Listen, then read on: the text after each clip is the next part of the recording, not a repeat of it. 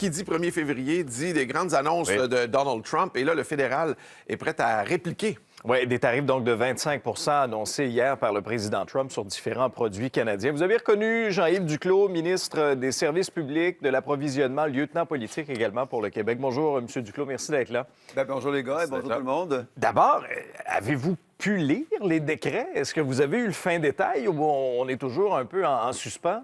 On est toujours en suspens. Les gens ne sont pas surpris que c'est un peu une autre façon pour M. Trump de montrer son imprévisibilité.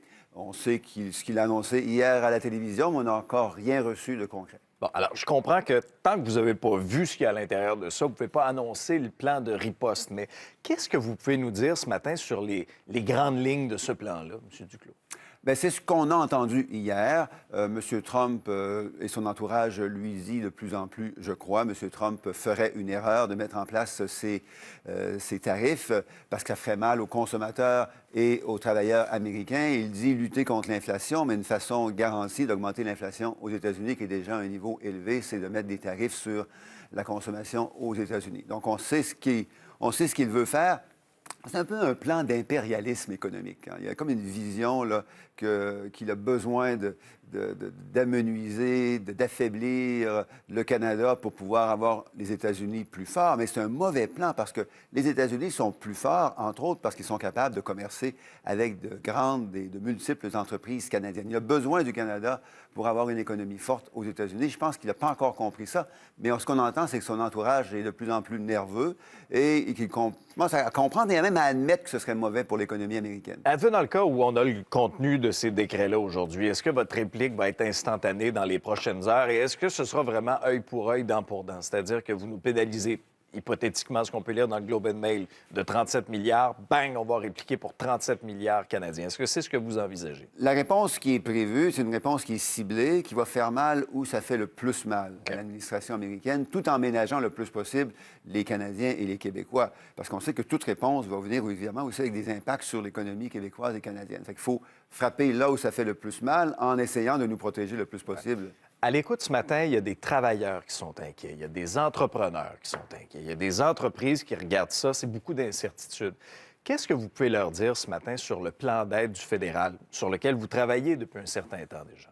Il y a deux choses qui se passent et une de ces choses-là, j'en parlais avec des entrepreneurs de la région de Québec il y a quelques jours à peine. Les entrepreneurs du Québec et de la région de Québec en particulier se préparent. Ils ont déjà des plans, des façons qu'ils vont pouvoir utiliser pour répondre là, ou du moins se protéger contre la menace des tarifs de M. Trump. La deuxième chose, c'est que le gouvernement canadien, avec les gouvernements des provinces et des territoires, vont devoir être là pour aider les industries, les travailleurs et les régions davantage impactées. Ce ne sera pas comme la COVID, là où tout le monde va être impacté en même temps. Ça va être des secteurs, des endroits bien précis qui vont subir, malheureusement, les impacts les plus importants des menaces de M. Trump. C'est là qu'on va devoir les aider, ces gens-là, pour qu'eux aussi puissent se tenir debout devant M. Trump. Parce que ce qu'on dit en anglais, là, je vais le traduire en français, c'est qu'on veut la souffrance de court terme la moins lourde possible, la moins dure possible, pour avoir des gains et des avantages de long terme les plus importants possibles aussi. Avez-vous parlé à d'autres pays qui sont impactés aussi par ces mesures-là pour faire peut-être un consortium, une force de frappe en représailles, en réplique? C'est une excellente question. Oui, on travaille avec nos alliés aux États-Unis, mais nos alliés aussi en dehors des États-Unis. Bon, évidemment, on sait que le Mexique est directement impacté par la menace de M. Trump. On sait aussi que l'Union européenne, maintenant, va l'être aussi. Oui, j'ai dit ça hier.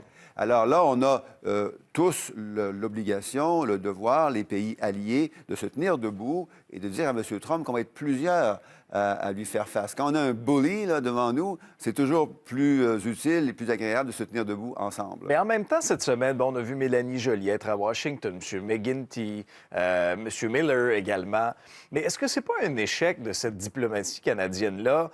Parce que c'est le Donald qui est le patron, c'est M. Trump qui est le patron. S'il n'y a pas une ligne directe avec lui, on aura beau essayer de parler aux gens autour, c'est lui qui décide. Oui, mais on sait comment travailler avec lui, avec le premier mandat. Il a essayé de faire la même chose durant son premier mandat à 2 reprises. La première fois, il l'a fait en 2018. Sa réponse avait duré 1 an. On avait réagi rapidement, mais ça avait pris 1 an avant qu'il change d'idée.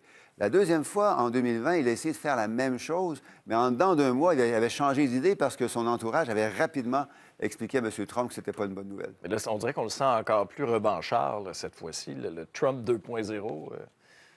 Oui, c'est effectivement, vous le dites très bien, c'est un Trump 2.0. On connaît bien le Trump 1.0, on va devoir s'ajuster au Trump 2.0. Très bien. Alors, on surveillera les communications dans les prochaines heures. Peut-être qu'en fin de semaine, on aura la réplique officielle là, du Canada. M. Duclos, merci beaucoup d'être venu en studio ce matin. C'est apprécié. Merci, bonne journée à tout le monde. Au revoir. Merci.